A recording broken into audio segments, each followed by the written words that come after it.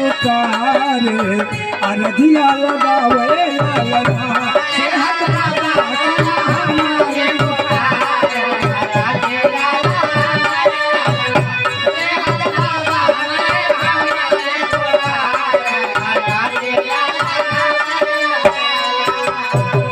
अब हम शहीद बाबा कहते यही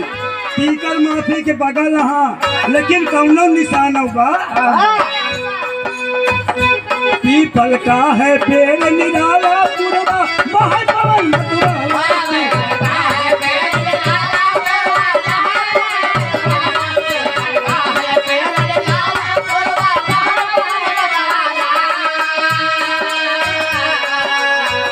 भैया बहुत बड़ा पीपले के पेड़ बा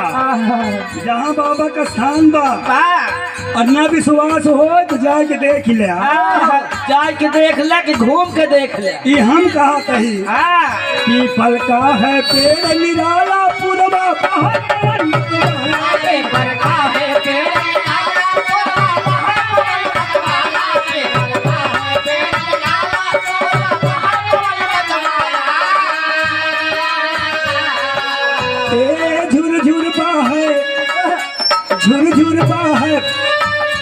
झुर झुर है देखा पूरा बाबा यार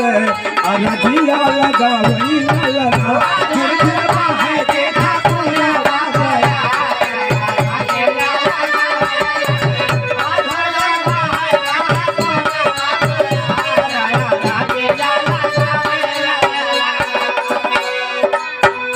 और कहाँ कौने जगह बाटे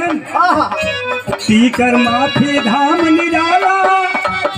पीकर माफी धाम निराला भक्त यहाँ बहुत मतवाला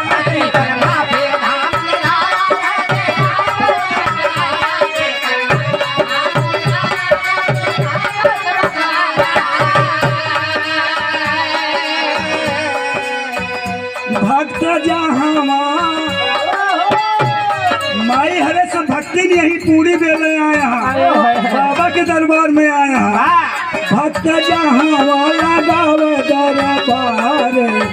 अरधिया लगावे ललना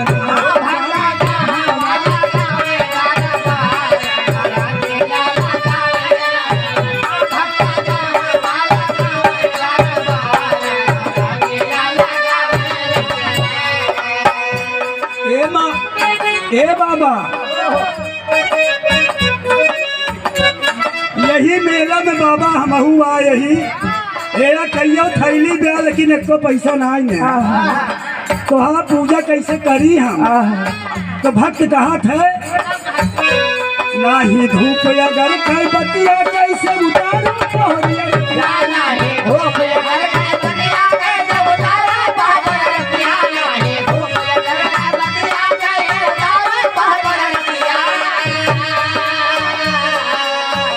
अरे माई ये आजाद जी के गाना आया कभी आजाद लिखा थे लेका खुद एका जैसे दादा बताए है ना वैसे आजाद कभी एक लिखा थे नाही धूप अगर कई बतिया कैसे उतारी तो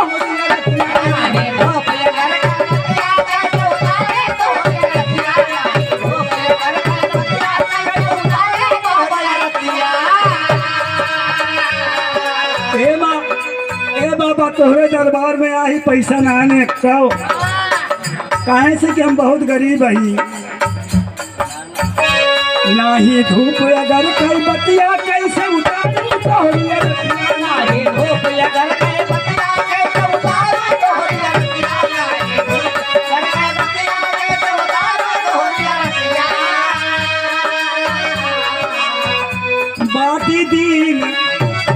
बाटी दिन नैना बाहर जले धार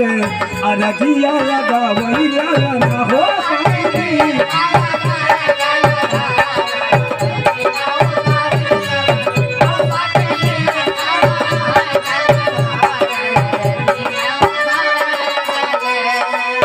अमाई हो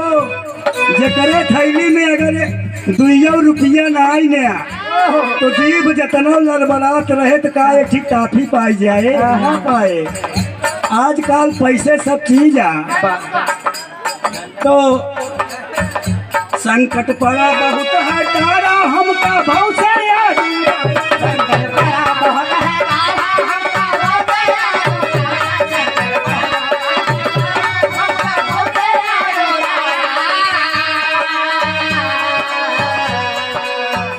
तोहरे बल पे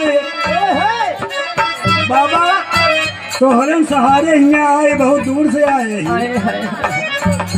तोहरे बल पे बोझी नैया बा हमारे अरजिया लगा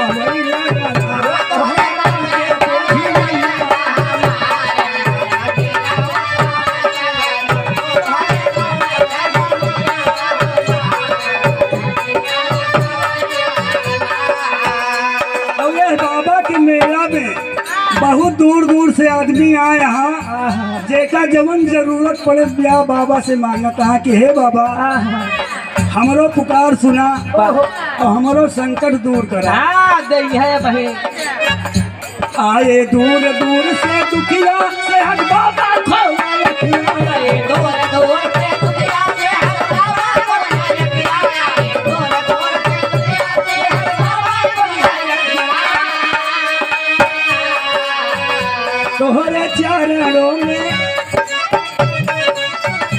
तोहरे चरणों में मस्त हमारे अलगिया लगा वही लगा अरे जिया पड़ती बटवा जिया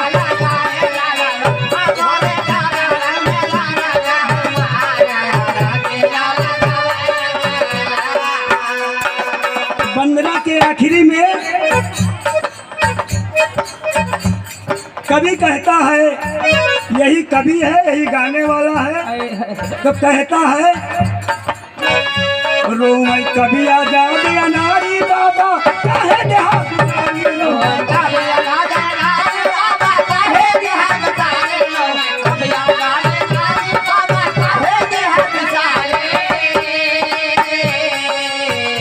दिन रात जो ही रही या तो खार अरजिया लगा